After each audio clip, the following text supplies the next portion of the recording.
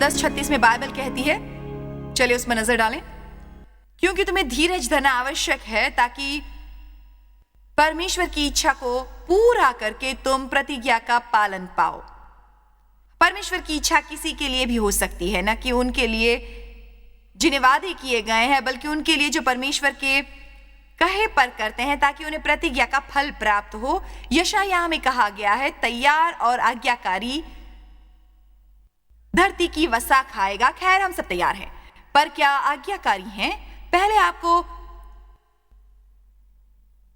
प्रतिज्ञा के बारे में जानना होगा, फिर आपको आज्ञाकारी बनना होगा और परमेश्वर का कहा मानना होगा। जो जानते हो करना होगा। क्या आपको कुछ बता सकती हूं? एक भारी जिम्मेदारी है वचन के प्रति जो आप सुनते हैं। अगर आप सच में परमेश्वर की नहीं मानना चाहते तो आपको घर बैठे रहना चाहिए और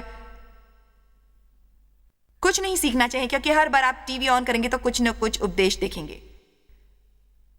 अब आपके पास अधिक जानकारी है जो पहले नहीं थी, और आप अधिक जिम्मेदार होंगे जितने पहले नहीं थे। यह आपके मनोरंजन के लिए नहीं, हम कोई शो नहीं कर रहे हैं। आज बहुत सारे जीवन रक्षक, जीवन प्रवर्तक सिद्धांत हैं। पवित्र आत्मा निवेदन कर रही है आपसे, परमेश्वर की इच्छा से मैंने अपने बेटों को मरने को भेजा ताकि तुम्हें जीवन मिल सके। चोर केवल मारने, चुराने या नष्ट करने आता है। यीशु ने कहा, मैं आया ताकि तुम अपने जीवन का आनंद ले सको, इतना भरपूर कि वो छलकने लगे। नहीं तो हम परेशान हो जाएंगे हर उस प्रकार की मूर्खतापूर्ण बातों से जिसमें शैतान परेशान करने आता है। हमारा जीवन उद्देश्य परमेश्वर की आज्ञा मानना होना चाहिए। यीशु ने कहा, मेरा खाना, मेरा पोषण परमेश्वर की इच्छा पूर्ति है, यही मुझे भूखा रहने से रोकता है। वो शारीरिक भूख के बारे में नहीं सोच रहे थे, वो बात कर रहे थे हर बार कुछ पाने की, हमेशा कुछ न कुछ देखने की। कभी संतुष्ट नहीं होते थे, भले ही कुछ भी होता हो हमारे जीवनों में। उन्होंने कहा था, मेरा पोषण जो मुझे खुराक और सामग्री देता है ताकि पूरी कर सकूं पिता की इच्छा। मैं बता रही हूं, विश्राम की सबसे बेहतर अवस्था है दिन के आखिर में बैठ जाना और अपनी क्षमता के अनुसार जानना कि आपने वही किया जो परमेश्वर ने उस दिन करने को कहा था।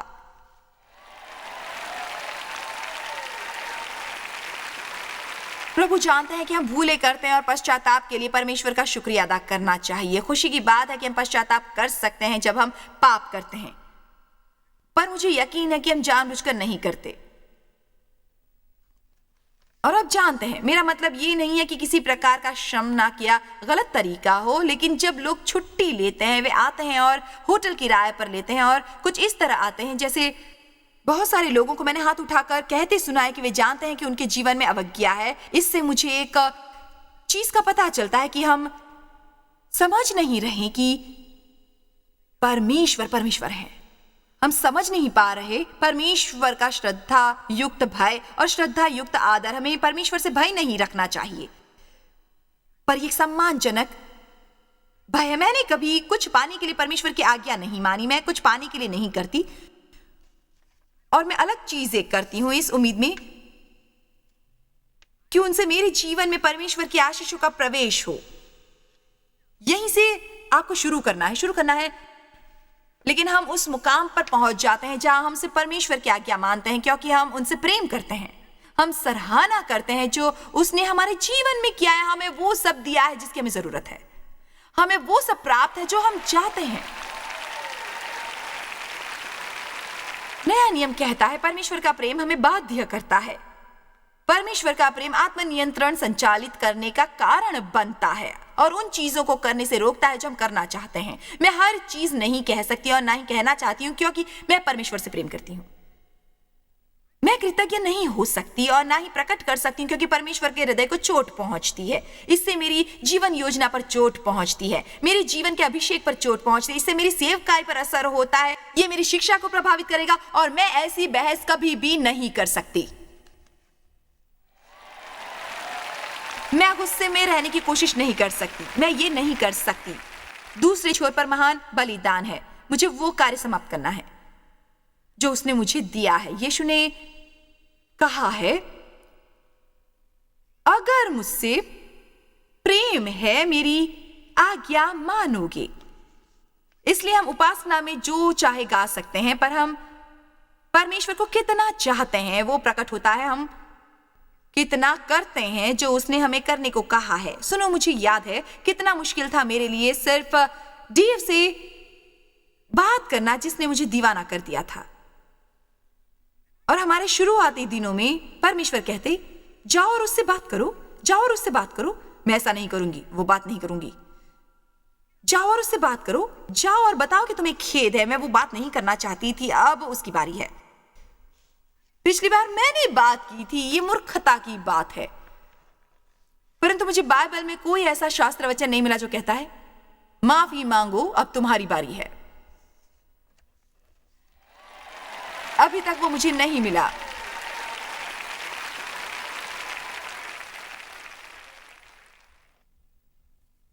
जानते, सबसे परिपक्व ईसाई पहले हमेशा वही करता है जो सही है। सिर्फ बैठकर इंतजार मत करो कि कोई दूसरा सही करे। मत सोचो कि आप गलत कर सकते हो, क्योंकि कितनों को आप जानते हो जो गलत कर रहे हैं। आप जिन्हें जानते हैं उनकी तरफ से आप जवाबदेह नहीं है। आप सभी व्यक्तिगत रूप से परमेश्वर के सामने अलग अलग जवाबदेह होंगे। खैर, हर कोई ऐसा करता है। हर कोई उस फिल्म को देखता है, मैं अकेला नहीं देखता। पर आप हर कोई नहीं है। आपने परमेश्वर से भाग्य मांगा है, आप वो चाहते हैं या नहीं? चाहते हैं ना? सबोपदेशक 12:13। ठीक, अब इसे लिखा है सुलेमान ने, ऐसा व्यक्ति जिसने परमेश्वर से बुद्धिमानी के बारे में पूछा, जो दूसरों से अधिक बुद्धिमान था। एक व्यक्ति जो बुद्धिमान था मूर्ख साबित हुआ, जो कि बड़ा ही दिलचस्प मामला है। समस्या एक भाग था उसकी बुद्धिमानी। जब वो काम कर रहा था, उसके जीवन में जबरदस्त चौंकाने वाली समृद्धि लेकर आया। जानते हैं, बाइबल कहती है बुद्धिमानी लाएगी धन, अनुग्रह और सम्मान। और उसके पास इतना हो गया कि उसने उसे स्वार्थी, आत्म केंद्रित और उसके जरिए परमेश्वर की सेवा करने के बजाय अपने आप को बनाने में लग गया। तो उसने कहा, मैंने स्वयं के लिए घर बनाया, हर चीज मेरे स्वयं के लिए की, स्वयं के लिए, स्वयं के लिए, स्वयं के लिए। अगर आप सबोपदेशक पढ़ेंगे, और फिर वो लग गया कि कितनी औरतें रखनी है। मेरा मतलब उसके पास हर वो चीज थी जो होनी चाहिए, पर फिर भी वो दुखी था। तो मैं चाहती हूं कि आप सबोपदेशक का अंतिम अध्याय देखें, बिल्कुल अंतिम आयत पर, और देखें कि वो क्या कहता है अपने जीवन के बारे में। सब कुछ सुना गया और अंत की बात यह है कि परमेश्वर का भय मान और उसकी उपासना कर, जान कि वो क्या है, और उसकी आज्ञाओं का पालन कर, क्योंकि मनुष्य का संपूर्ण कर्तव्य यही है। उसके निर्माण का मूल उद्देश्य यही है। परमेश्वर की व्यवस्था का उद्देश्य सारे चरित्रों की जड़, सभी खुशियों की आधारशिला, सभी असंगत परिस्थितियों और शर्तों का समायोजन सूर्य के अंतर्गत, और मनुष्य का संपूर्ण कर्तव्य। आप थोड़ा पीछे जाकर फिर से शुरुआत करते हैं, क्योंकि मैं इसे पढ़ना चाहूंगी। मैं चाहती हूं आप इसे देखें। हर प्रयास के बाद ये उसका अंत परमेश्वर का भय मान और उसकी आज्ञाओं का पालन कर, क्योंकि इसी उद्देश्य के लिए तुम्हारी रचना की गई है। हमारी रचना परमेश्वर की महिमा के लिए की गई है, केवल भजन गाकर नहीं, बल्कि उसकी इच्छा पूरी करके। बाइबल कहती है कि हमें उसकी उपासना भावना और सच्चाई से करनी चाहिए। परमेश्वर की उन पर नजर है जो उनकी उपासना पवित्रता और सच्चाई से करते हैं। और मेरे लिए, मैंने उसकी खोज कई वर्ष पहले शुरू की थी। इसका अर्थ है ये नहीं कि परमेश्वर की उपासना में स्क्रीन पर लिखे हुए वचनों को पढ़ूं। हम परमेश्वर की उपासना पूरे जीवन, हर एक के निर्णय के साथ, हम जो कुछ करते हैं सार्वजनिक रूप से, भले ही वो ग्रोसरी शॉप है। मेरा मतलब, क्या आपको वास्तव में लगता है कि हम परमेश्वर की उपासना कर रहे हैं? अगर आप आपकी ग्रोसरी कार्ट किसी नई कार के सामने छोड़ देते हैं,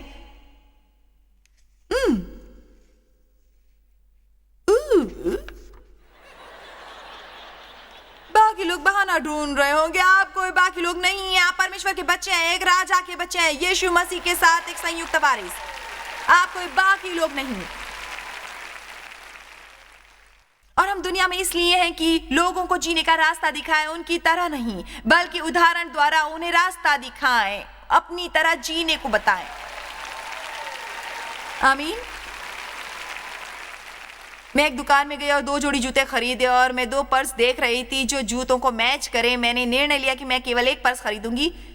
मैं जब घर पहुंची तो पता चला कि दुकानदार ने एक का ही पैसा लिया है, पर जूतों के साथ दोनों आ गए थे। खैर, क्या परमेश्वर मुझे मुफ्त पर्स के साथ आशीष दे रहा था? कुछ मूर्खतापूर्ण ईसाइयों की तरह लगता होगा ना? ओ खैर, वहां देखो, परमेश्वर की आशीष। वो जानता है मुझे अतिरिक्त पर्स चाहिए थे और उसने दे दिए। धन्यवाद यीशु।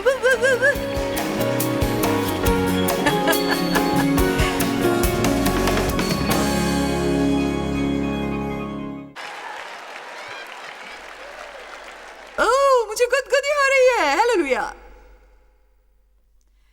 नहीं तुच्छ जीव, तुम कार में वापस जाओ। तुमने गैस पर पैसे खर्च किए, उसे वापस लो, क्योंकि तुम उपासक हो। तुम उसकी उपासना करते हो अपने हर काम द्वारा। आमीन। यार, ये उनकी गलती थी। उसे वापस लेने के लिए मैं क्यों पैसे खर्च करूं? अब मुझे समय और पैसा दोनों बर्बाद करने होंगे वहां जाने के लिए। मैं वो पर्स वापस लेकर गई और उस व्यक्ति को कहा, क्या तुम जानते हो, मैंने इन दोनों के बारे में बात की और 2 जोड़ी जूतों की मैंने पैसे दिए, इसलिए मैंने एक वापस करना था, इसलिए मैं आई हूं यहां पर। बड़े ताज्जुब की बात है। जानते हो, शायद कोई ऐसा होगा जिसने ये किया होगा। मैं आपकी सराहना करता हूं। खैर, अब हो सकता है मेरे बम्पर स्टिकर पर एक मछली और मेरी गर्दन के चारों ओर एक क्रॉस शायद किसी के लिए कोई मतलब हो। चलो भी, मैं बेहतर उपदेश दे रही हूं।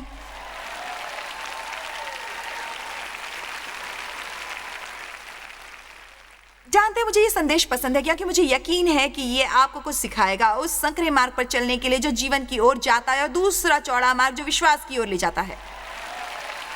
चौड़े मार्ग पर शारीरिक सामान के साथ सबके लिए व्यापक रास्ता है, पर संकरे मार्ग पर सिर्फ आपके और परमेश्वर की इच्छा के लिए रास्ता है। पर आपकी शांति में वृद्धि हो रही है, आपका आनंद बढ़ रहा है ना? आप पर ज्यादा अनुग्रह होंगे, आप अपने जीवन में सफलताएं पाएंगे। और जब शैतान पास आएगा तो आप में भरोसा पैदा होगा। आप कहेंगे, मेरे पीछे से हट जाओ, मैं यीशु के नाम पर तुम्हारा विरोध करता हूं। और आपको चीखना भी ना होगा। आपको लगता है कि चीखने से शैतान डरता है? ओ, मेरे पीछे से हट जाओ शैतान, यीशु के नाम पर।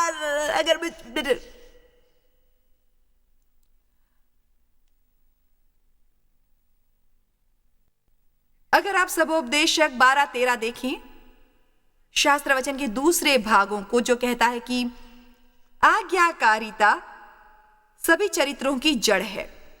जानते हैं हमने कैसे धर्मी चरित्र का विकास किया? सही करके, जबकि उसे करने को तैयार नहीं होते। हम उसे करना नहीं चाहते। सच्चाई यह है, जब आप वो करते हैं जो सही है और आप आहत कर रहे हैं, इसका मतलब आप बढ़ रहे हैं। इसका मतलब आप बढ़ रहे हैं। अगर अच्छा लगता है, तब आप पहले से ही उस क्षेत्र में बढ़ चुके हैं। आप पहले से ही वहां हैं। यह आपके लिए समस्या नहीं है, यह बड़ी अच्छी बात है। पर आप जब एक चीज चाहते हैं और आप परमेश्वर दूसरी वहां लाकर खड़ी करते हैं, इसलिए वहां थोड़ी पीड़ा, तकलीफ शरीर के साथ चलती रहती है। इसलिए जब आपको लगता है कि आप कह सकते हैं, मैं बढ़ रहा हूं, परमेश्वर का धन्यवाद, मैं बढ़ रहा हूं, मैं बढ़ रहा हूं, हालेलुया, मैं बढ़ रहा हूं। और मुझे बहुत पसंद है जब वो कहता है, परमेश्वर से आज्ञाकारिता अनुकूल करना है अपने जीवन की हर एक चीज को जो समायोजन से बाहर है, हर चीज को जो संतुलन से बाहर है, और एक चीज जो संतुलन लाएगी, चाहे वो अच्छी लगे ना लगे, वो है परमेश्वर के प्रति आज्ञाकारिता। मान लीजिए कि आपकी शादी की समस्या है और उसके लिए एक हिस्से ने आपको परेशान कर रखा है, क्योंकि मान लीजिए आप औरत हैं और जिस आदमी से आपकी शादी हुई है आपकी तारीफ नहीं करता। आप तंग आ चुकी हैं कि उसने एक बार भी आपकी तारीफ नहीं की और ना ही वो आपकी भावनाओं की कद्र करता है। आप हर समय उससे नाखुश रहती हैं, तो आप प्रार्थना करती हैं और परमेश्वर कहता है उसकी तारीफ शुरू करो। नहीं प्रभु, आपको गलतफहमी हुई है, मुझे तारीफ चाहिए। मैं ऐसा नहीं कर सकती। क्यों ऐसा करना चाहिए? क्योंकि आप जो बोओगे वही काटोगे। और अगर आप ईसाई हैं, घर में अंदाजा लगाइए, क्या मतलब आपको पहले जाना है। चलो मैंने कहा अगर आप ईसाई हैं घर में, मतलब आपको पहले जाना होगा। हो सकता है एक लंबे समय के लिए पहले जाना पड़े। अगर आप इसे सही नहीं करते, लोगों तक रखते हैं, तो आप इसे करते थकेंगे नहीं। लेकिन यही अगर आप परमेश्वर के लिए करते हैं तो परमेश्वर हमेशा देखता है आप इसे छुप कर करें।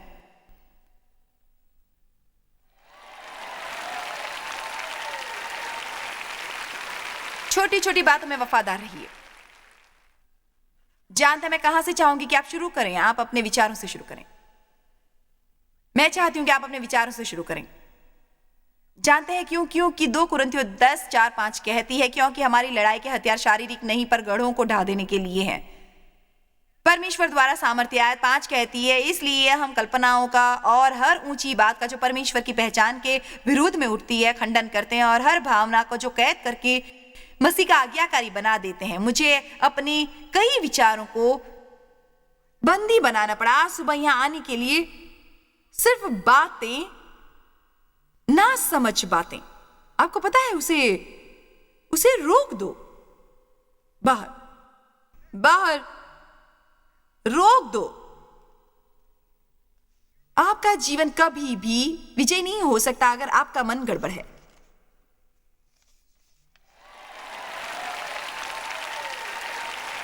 अगर कोई अश्लील साहित्य का आदी है, वो हर तरह की अश्लील बातों के बारे में ही सोचेगा, और तब वो प्रेयर लाइन में चले जाएंगे स्वतंत्र होने के लिए और प्रार्थना कर सकते हैं, और करनी भी चाहिए। पर पहली चीज जो करनी चाहिए वो है अपने विचारों को यीशु मसीह की आज्ञाकारिता में बंदी बना लें। आप कभी भी अपना क्रोध काबू नहीं कर सकते सारा समय बैठकर एक ही बात सोचकर। आप कभी भी आत्मदया से नहीं भर पाएंगे यदि आप बैठकर यही सोचेंगे कि आपके पास क्या नहीं है, आपके पास क्या नहीं है, आपके पास क्या नहीं है। आपको मन उस पर लाना होगा जो परमेश्वर ने आपके लिए किया है, वो कितने अच्छे हैं, वगैरह वगैरह।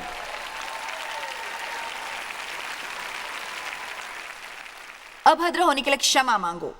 बीमार दोस्त को फोन करने के लिए समय निकालो। परमेश्वर हमें पवित्र आत्मा की तैयारी पर ही नेतृत्व करते हैं। व्यस्त रहने का बहाना बंद करो। आप तो जानते हैं ये मेरे लिए बेहद व्यस्तता एक उबाऊ बहाना है। मैं बहुत तंग आ चुकी हूं ये बहाना सुन सुन कर कि देखे मैं आना तो चाहता था पर व्यस्त था। जानते हैं क्या? क्योंकि हम वही करते हैं जो करना चाहते हैं। खैर, मैं हर सुबह परमेश्वर के साथ समय बिताना चाहती हूँ पर मैं बहुत व्यस्त हूँ। जरा अंदाजा लगाइए, तब आपको अपना शेड्यूल बदलने की जरूरत है क्योंकि परमेश्वर के आगे कुछ भी नहीं आता। हालेलुया।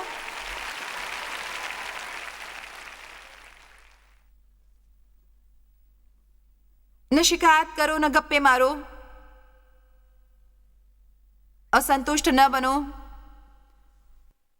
सुनिश्चित करो कि जब भी परमेश्वर आपको अवसर दे अपना हर समय उसे दे। मैं अपनी एक कहानी सुनाती हूँ। ये इसी हफ्ते घटी हमारे परिवार में। हमें अपनी माँ को जिसे स्थानांतरित किया जाना था असिस्ट लिविंग अपार्टमेंट से हेल्थ केयर फैसिलिटी में जहाँ वो रहती हैं, तो पिछले हफ्ते हम उन्हें शिफ्ट कर रहे थे उनके अपार्टमेंट से हेल्थ केयर सेंटर। तो मैंने सोचा उनके लिए कुछ अच्छी चीज़ें लूँ तोहफे के तौर पर, तो उनके लिए यह आसान होगा। तो हमने कुछ अच्छी सुंदर चीज़ें ली। हमने उनके लिए न्यू चेस्ट, एक नाइट स्टैंड और एक नया टीवी और कुछ नाइट गाउन्स जैसी चीज़ें खरीदी और स्थापित कर दी। उन्हें ऐसा महसूस हुआ जैसे वो कहीं की रानी हैं। खैर, उनके अपार्टमेंट का अन्य फर्नीचर जो रूम के अनुसार नहीं था जहाँ वो रह रही थी, अभी भी अच्छा फर्नीचर था। और मैंने उसे कहा कि वो उसे रख सकती है। और वो उसका पति कभी कभी eBay पर चीज़ें बेचने या अखबारों के लिए ऐसी वस्तुओं का सौदा करते थे। तो मैंने उनसे कहा कि ये फर्नीचर ले लो, तुम इसे बेच सकती हो, देखो तुम्हें इससे क्या हासिल हो सकता है। इसी बीच एक नर्स थी, एक छोटी नर्स जो काम करती थी हेल्थ केयर सेंटर में। वो मेरी माँ के साथ बहुत घुल मिल गई थी और जानती थी कि मेरी माँ जा रही हैं। मैंने माँ से पूछा क्या वो अपना फर्नीचर बेचना चाहती हैं, तो मेरी बेटी ने नर्स का नंबर लेकर उसे फ़ोन किया। इस प्रक्रिया के दौरान वो कह रही थी, मतलब उससे बात कर रही थी, और उसने कहा कि जैसे कहा, ओ हाँ मैं सच में बेडरूम सेट लेना चाहती हूँ, और मेरी बेटी ने बताया कि वो उसके लिए क्या करना चाहते थे, और उसने कहा ठीक है। फिर कहा इतना पैसा इकट्ठा करने में उसे कुछ सप्ताह लगेंगे, और थोड़ा सा पैसा मैं इसे सप्ताह में दे सकती हूँ, तो ये एक ईमानदार लड़की है, थोड़ा और अगले सप्ताह दे दूंगी, क्या उसे मेरे लिए थोड़ी देर रोक के रखोगी? और मेरी बेटी ने कहा हाँ क्यों नहीं, मैं रोक सकती हूँ, हम उसे कुछ दिन रोक सकते हैं। और उसने कहा मैं पूरी कोशिश करूंगी, मुझे सच में चाहिए। तो जब मेरी बेटी ने मुझे ये सब फोन करके बताया, मेरा मतलब इतना समझने के लिए बहुत ज्यादा प्रतिभा की जरूरत नहीं, मेरे विचार से उसे पहले से ही पता था। मैंने सिर्फ कहा कि ये उसे दे सकते हैं। जानते हो, ऐसा नहीं है कि हम ऐसी स्थिति में नहीं थे, हम ऐसी स्थिति में नहीं थे जहां हमें उन कुछ पैसों की मदद से कुछ बड़ा हासिल होने वाला था। पर मैंने अपनी बेटी से कहा, मैंने ये तुम्हें सौंप दिया है, अब ये तुम्हारा फैसला होना चाहिए कि तुम्हें क्या करना है। मुझे ऐसा नहीं लगा कि वो मुझे उससे लेकर अपना फैसला थोपना चाहिए। खैर ये उसे भी मालूम था, और उसने अपने पति को फोन किया, उसने कहा हाँ ये उसे दे दो। मेरी बेटी ने वापस उसको फोन लगाया कि ये हम तुम्हें दे रहे हैं, तुम्हें पता होना चाहिए। बहरहाल इस बात ने उस लड़की का महीना साल दिन बना दिया। मेरा मतलब लोगों को चीजें देने की आदत नहीं है। खैर इस बात का आपको पता है, वो जानती थी मैं कौन हूं। वो मेरी माँ के अपार्टमेंट में जा सकती थी। मेरी माँ, मेरा मतलब मेरे चित्र वॉलपेपर की हर जगह पर थे, और पत्रिकाओं में से वो काफी कुछ काट लेती थी, कभी यहाँ लगा देती थी, कभी वहां लगा देती थी। आपको पता है ये सारा कुछ। तो वो एक तरह की अतिरिक्त काम इच्छा थी, उसके लिए ये देखना कि हम क्या हैं। अब उसकी असली बात, मतलब असली मुद्दा आप जानते हैं, हमें आनंद मिला।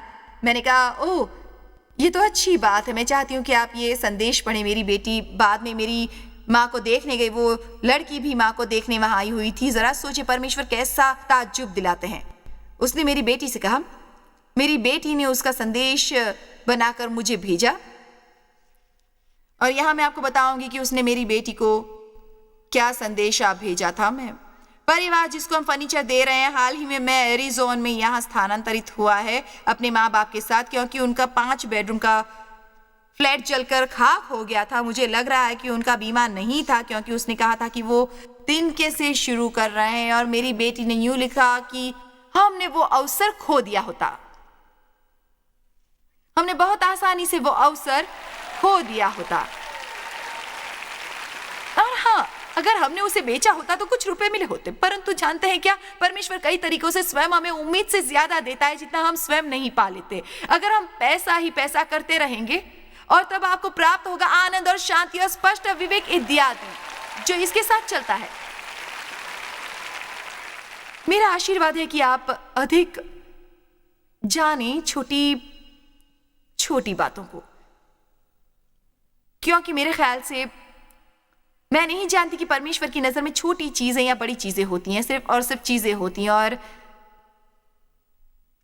मेरे विचार से परमेश्वर की आज्ञा मान वो फर्नीचर लड़की को देना, और ध्यान रहे ये कोई आदेश नहीं था, वो केवल एक अवसर था, केवल एक अवसर। पता है बाइबल गलातियों 6:10 में कहती है, इसलिए जहां तक अवसर मिले हम सबके साथ भलाई करें, विशेष करके विश्वासी भाइयों के साथ। वैसे ये सिर्फ एक अवसर था।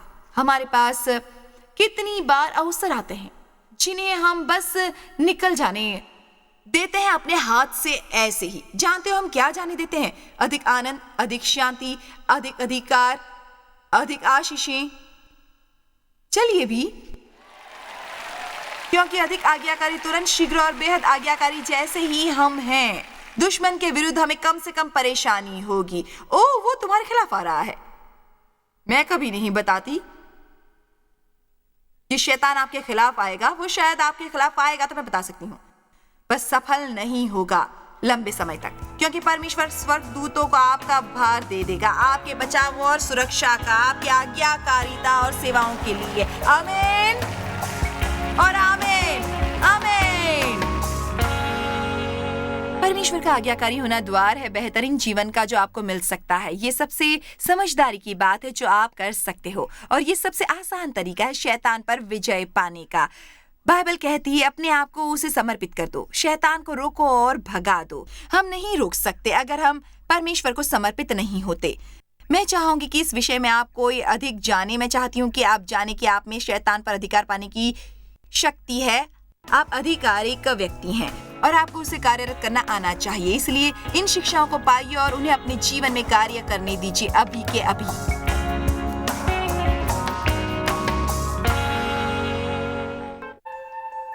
जॉय स्मायर मिनिस्ट्रीज में आप हमारे लिए कितने अहम हैं, इसका आपको अंदाजा नहीं। हम आपके आभारी हैं और हम धन्यवाद करते हैं अपने सब मित्रों और सहयोगियों का कि उन्होंने इस विश्वव्यापी सेवकाई को संभव बनाया। मिलकर हम भूखों को खिला रहे हैं, गरीबों को पहना रहे हैं और कई देशों में सुसमाचार पहुंचा रहे हैं। कृपया हमसे संपर्क करें या विजिट करें jmmindia.org पर। आज ही अपनी प्रार्थना के अनुरोध बताने के लिए, हमारे साधनों के बारे में और जानकारी और जॉयस की सभाओं का शेड्यूल जानने के लिए और हमारे सहयोगी बन जाएं दुनिया भर में मसीह का प्रेम बांटने के लिए।